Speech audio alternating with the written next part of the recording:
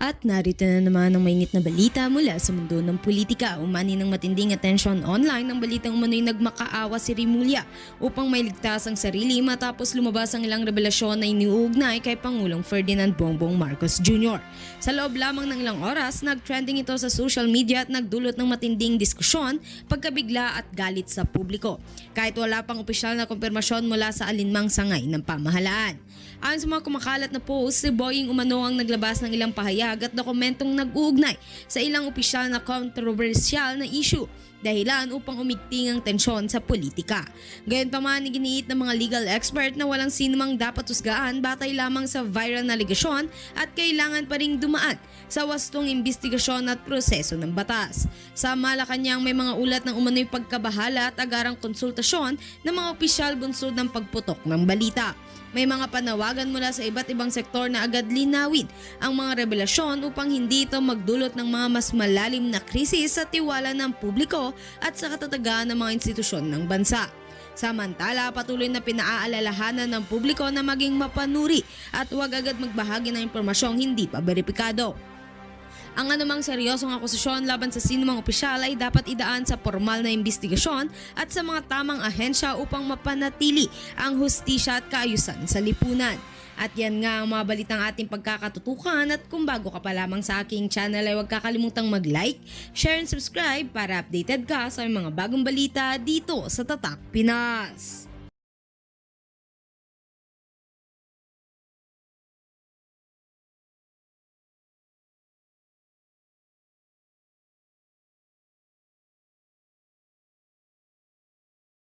Po natin mga Pilipino, nasabihin natin na kapag ayaw na natin, tama na po, obligasyon po natin yan sa publiko. Hindi po natin pwede na pabayaan lamang na nangyayari ito na wala tayong ginagawa. Nako. O di ba obligasyon. O di ba sabi niya wala siyang kinaanibang kulto. Yung sinasabi nilang caretaker government, there is no such thing as a caretaker government. Hindi yan yung language ng Constitution at kahit sa history walang ganyan. Pero yung military junta, ginagawa yan sa Myanmar, ginagawa rin yan sa France. Usually, nanggagaling yan sa coup d'etat. Ang definition, krimen nga ang coup d'etat sa ating revised penal code. Kapag swift seizure ang government power, usually through military means. So swift, mabilisang pag-agaw ng kapangyarihan. Pero hindi yun sinusuportahan ng ating konstitusyon kasi fundamentally ang konstitusyon natin democratic and republican. Ibig sabihin ang power ay nanggagaling sa taong bayan, hindi na nanggagaling sa military. Kaya illegal yun kapag nag-coup-d'etat ka. Bakit binibigyan natin ng special treatment si BBM? Sa normal na kaso, kapag meron kang itinuturo ng gunman, tapos yung gunman nagsalita, ito yung mastermind ko, automatic, may probative pa yung agad yung sinasabi niya. At nasa mastermind na mismo ang magpaliwanag kung bakit hindi siya. Itong si BBM, hindi naman niya may paliwanag ng mabuti. And by the way, sir, ikaw yung may hawak ng buong department. Kung baga meron kung executive department, actually. Halimbawa, kapag meron kang negosyo at merong malawakang pagnanakaw sa negosyo mismo, tapos sinabi na nahuli mong nagnakaw, kung in the act, sabi niya, actually sir, yung CEO, yung executive, yung nag-utos sa akin para magnakaw, ikaw, anong unang gagawin mo? Kahit maniwala ka doon o hindi, ang unang mong gagawin, ipa-preventive suspension muna yung executive. Kasi baka magnanakaw ulit yan dahil halata naman na hindi niya na-control yung buong negosyo. Ganon din kay BBM, hindi na po mahalaga na magbatuhan kayo kung kanino yung specific na sisi, ano yung ginawa nito, ano yung ginawa niya. Hindi po, kayo po ang may control. Alam na po namin, hindi ninyo na regulate ang lahat ng tauhan ninyo nung nakaraang 3 taon. Sa susunod na 3 taon, magtitiwala pa ba kami sa iyo, sir? Sorry, sir, hindi na po, wag na po. Wag na po. Wag na, uy. Wag na, uy. Wag na, uy. At saka yung daang-daang bilyon na salapi na ninanakaw, BBM at mga kabarkada mo, kailangan nyo ba yung ganyan kalaking pera? Ang nagaganda na ng mga kotse ninyo, ang lalaki na ng mga mansion ninyo, BBM, may anak ka ba sa labas? Wala ka namang anak sa labas eh. Pero na ba kamahalang ngayon? Wala ka matata ang bisyo mo eh. Sabi niya, ganyan na po ba kamahal ang cocaine? Tinanggal niya eh. Dapat huwag tanggal yun. Ang anak sa labas eh. Pero na ba kamahalang Oo. Okay ngayon. ngayon? Wala ka matata ang bisyo mo eh. Hindi mo kailangan ng daang-daang bilyon na pera, please. Hindi lang, alright. Oy, BBM, may anak ka ba sa labas daw? Ganyan na ba daw kamalang coke? May anak ka sa labas? Wala. Sa loob, wala rin. Wala kang anak kung gano'n.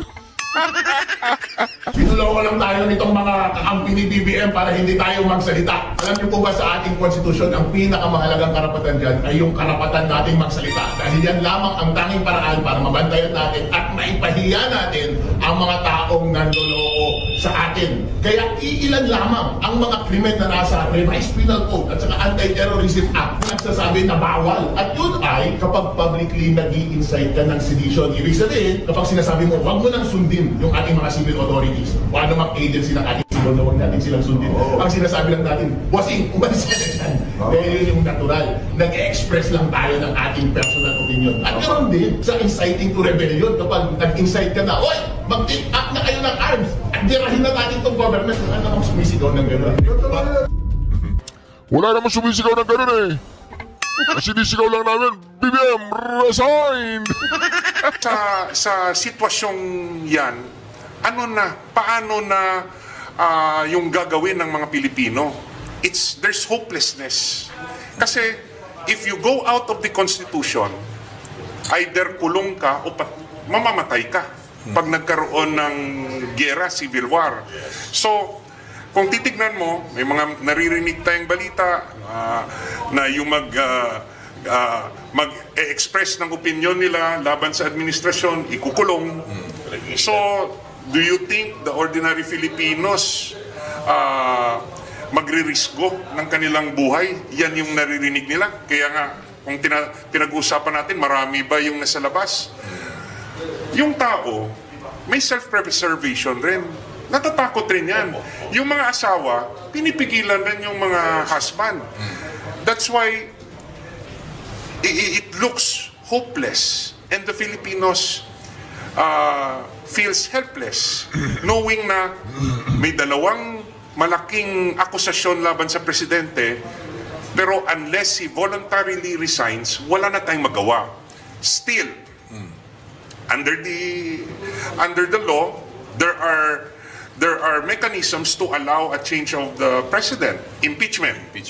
Pero yung reality na Hindi kinakaharap mangyayari natin siguro. sa impeachment, you need 1/3 vote of all congressmen sa House of Representatives. Tapos and to 2/3 convict, pa sa Senate. 2/3. Another means is when he is declared incapacitated by the majority of the cabinet members to include the executive secretary. Bakit magde-declare yung kanyang kabinete? Mawawalan sila ng trabaho. Kaya nga sabi ko, Section 11 yan. Article 7, Section 11. we feel hopeless. Now, what is the remaining way? Nga, under the democratic framework na allowed, the opposition, kasama ako doon, kasama kung sino man yung gustong sumama dyan sa opposition, we have to prepare this early for the 2028 presidential election. Yan, alam mo, magandang tanong ito. No? Gusto kong tanongin kay Manong. Yes. Manong, based on your very deep experience, sa gut feel nyo that you've developed through the decades, no? Aabot pa ba ng 2028? And I do not mean this politically, ha? I am very curious. Hindi, I'm very curious. Yung panansya niya ba? Yes. Kasi alam mo, malalim yan, yung gut feel, no? Aabot po ba? Ang 2028. palagay ko, hindi po aabot. Hindi yan matatapos ang term niya. Because I believe in miracle Sabi mo. and I believe in destiny. Correct. Hindi tayo pababayaan ng Diyos dahil nasa katotohanan tayo. Alam mo, tumayo ang balahibo ko dyan dahil Alam mo, ang sabi ng konstitusyon, ang liwanag, marami nagrari-lari na tuliro ng gobyerno na napapasama yung public. Now, ang liwanag ng konstitusyon, kaya nakikiusap ako sa mga military and police. Ang konstitusyon ay the civilian are more supreme, is more supreme than the military. And the military should protect the people in the state, not a president or a corrupt government. So, nakikiusap ako, kaya ako nandito, gising po ang mga sundalo natin na magprotektahan niyo po ang tao, huwag niyo pong huliin sila. Huwag niyong iwasan ang kasinungalingan dahil balang araw kayo ang sisisihan ng taong bayan. Kung protektahan nyo ang corrupt na president and the corrupt government, you'll be part of it in the future. So, the time is now to move. Kayo na ang gagalaw ngayon to protect the people. Ang sinasabi ko rito, I am for justice and a peaceful movement. Hindi ko sinasabi revolusyon, pero mga sundalo, mga pulis, lumabas na kayo, protektahan nyo mga taong bayan. Balang araw, kung hindi nyo protektahan ang mga kababayan natin na nagsasabi ng nagsasabi ng totoo, kayo sisisihin. Kaya po, nandito ako, nakikiusap sa inyo lahat. Please help our country, the state, dahil nasusunog na ating bansa. Lahat ng pero pinag-uusapan natin dito, flood control lang. May bago pa po, yung sa mga sibuyas. Ayun, may bago po sa Pati sibuyas papatulan, pati bigas papatulan.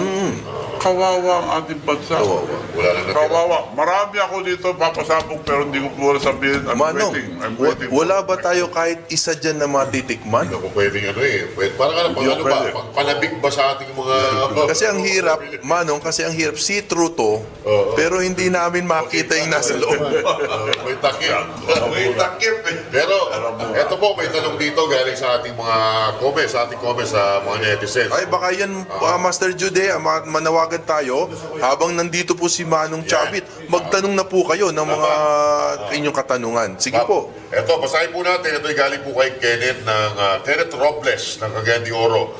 Sabi niya dito, ang tanong niya, bakit ang tahimik ng Senado? Wala man lang kumikibo. May alam po ba sila pero ayaw magsalita? Takot ba sila o kaalyado? Ano po bang silbi ng check and balances kung lahat tahimik? Ano? Ang katahimikan ng Senado, may ibig sabihin, meron silang tinatago. Ayun. Bakit sila tahimik? Meron silang tinatago. Meron silang sariling ambisyon. At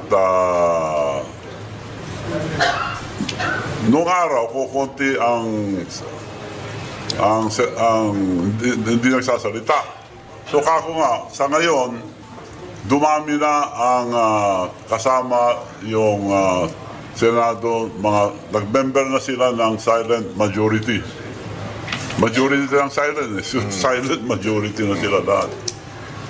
Hindi na kagaya ng araw na may tunay na posisyon. Baka may dadagdag si Don JV. Alam nyo, kanina sinabi ni Kajimi na kasama raw kami sa mga natalo, no? Nung 2025 election, no? Dinalo o dinaya? Yung sa akin, sa tingin ko, natalo kami sa counting ng COMELEC. Sa COMELEC counting.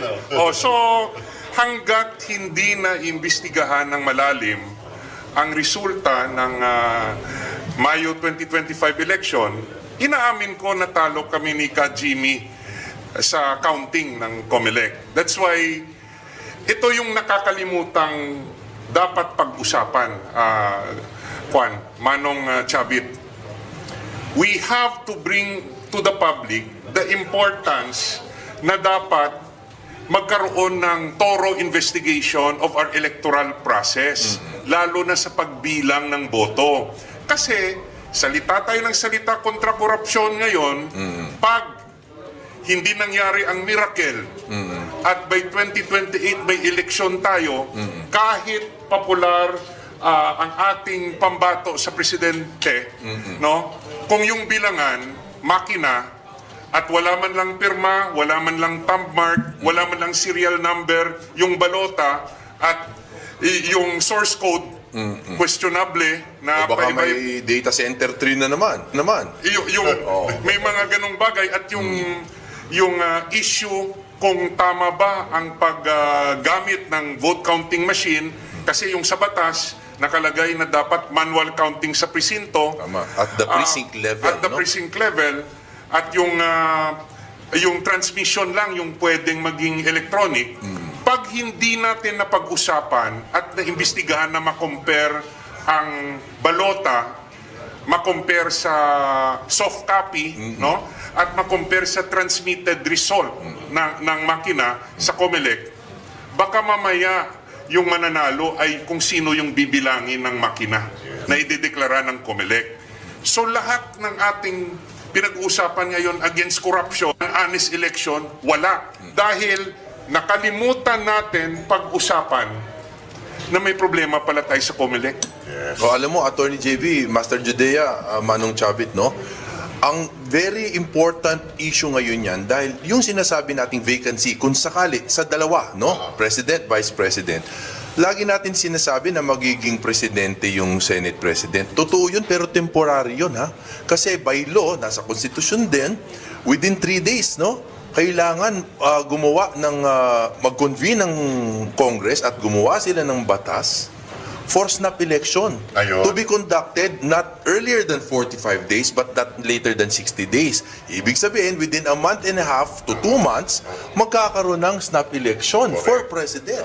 Eh, paano kung meron pa rin pong di umano na may hawak ng ating electoral system, Delikado. eh di wala din. Wala rin mangyayari. Wala din. Yung pinaghirapan natin mga Pilipino, doon pa rin nabagsak. Manong, meron ba kayong pang-substantiate na talagang merong konting magic sa, alam niyo na po, sa botohan?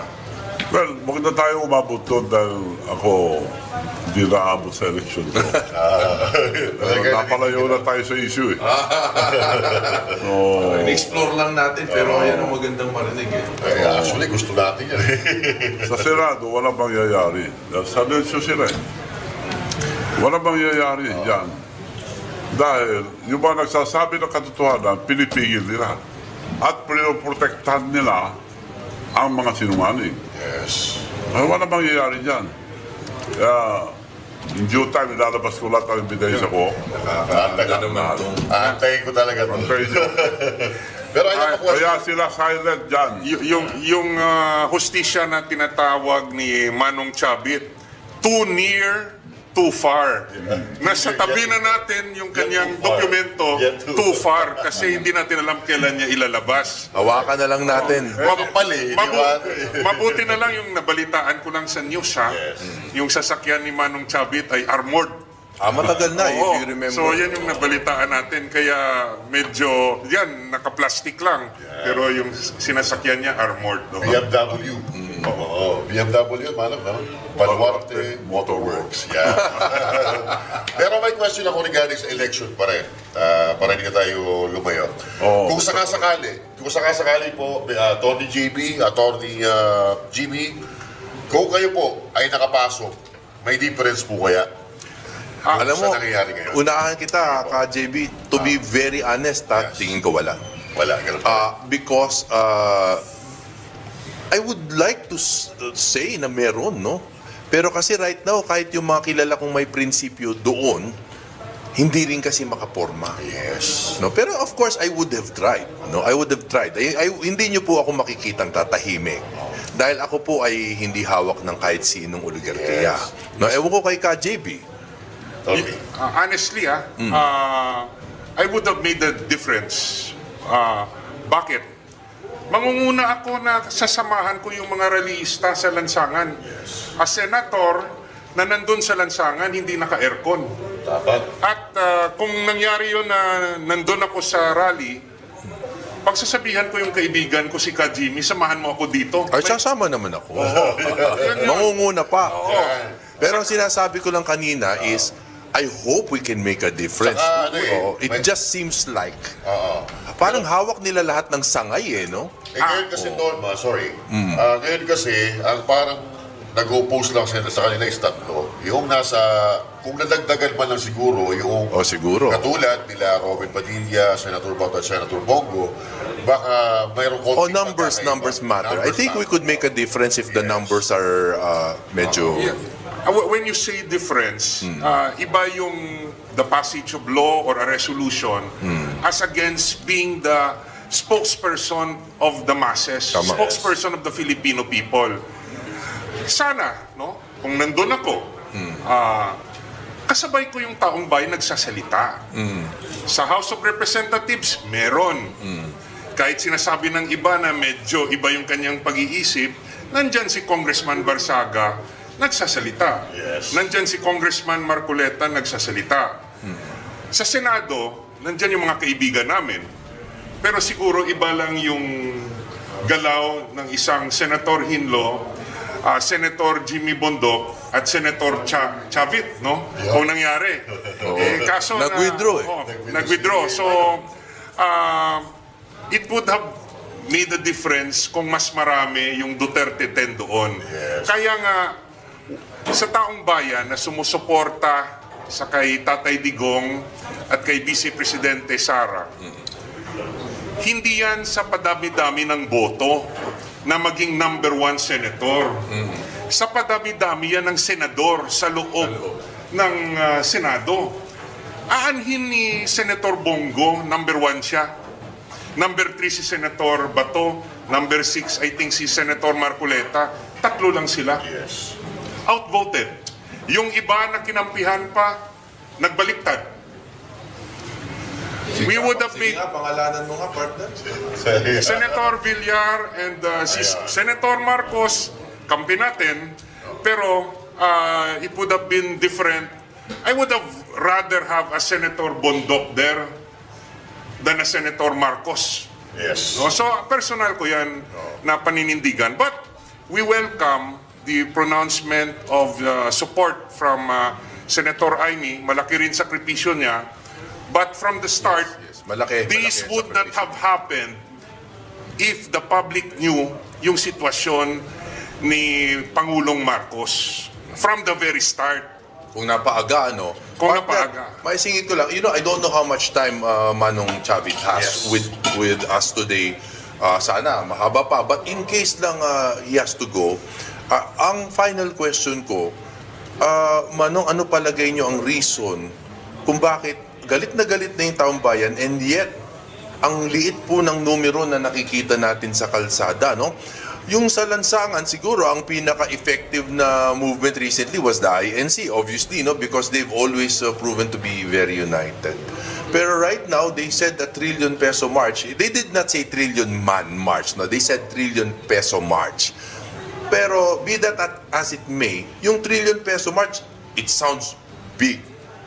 Pero pagdating po sa numero, 3,000, 5,000. Yung trillion, naging 3,000, ano? Yes. So, what do you think is the reason, Manong, sa poor numbers? Ang kalaban natin dito, may flood control project. Billion ang pangontra nila sa katotohanan.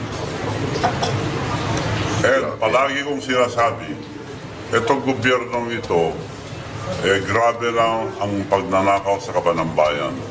And I'm always telling everybody, greediness is the downfall of every leader. Kaya naniniwala ko hindi matatapos ni BBM ang kanyang termino dahil may lalabas na makonsensya ang ating military, police, o senator. Ang gagaling nila noon, ngayon, tahimik. Naniniwala po ako na hindi nila mababayaran lahat. Pag lumabas ang isa, tuloy-tuloy na yan. Pag ako, I am for justice.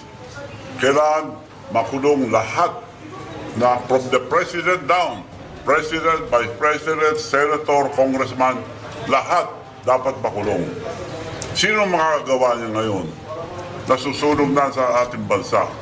Mga military, police, makonsensya po kayo dahil ninanakaw na ang kinabukasan ang mga anak nyo, anak natin. The future of our children are being stolen now by this corrupt government. So, please, help us. Go out and protect the people. Go out, protect the people so that this will be a peaceful movement. Okay. Hindi ko sinasabi na revolusyon. Oh, malinaw yan. Oo, yan. Lagi natin nire-read kanina pa yan. We had a very good Tinatakot discussion. nila tayo na sa sedition eh. Pero alam nila lahat ng nangyayari. Police, military, alam nyo lahat ng nangyayari. And yet, wala kayong ginagawa. Ang mambabatas natin, alam nyo lahat ng nangyayari. And yet, wala kayong ginagawa. So, kasalanan nyo lahat ito kung hindi kayo magsalita. So, napasalamat ako sa lahat ng sasalita. Yes. Huwag po kayong matakot. Hindi tayo pababayaan ng ating Panginoon dahil nasa katotohanan tayo. Tama, oo. At napakalinaw nung sinabi ni Malinaw. Manong. Huwag na tayong magbida yung Tumpik-tumpik pa. kumpit-kumpit. Wala na masyadong matamis na salita. Anong nangyayari? May nakawag ba nangyayari? Yes. Meron. Maliwanag. Maliwanag. Sino ang leader natin? Maliwanag din. Maliwanag din. Marcos. He is the commander-in-chief. Yes. So, it is his command responsibility lahat ng nangyayari ngayon. Takanin nyo lahat. Yung responsibility niya. Nasusunog natin bansa. Dapat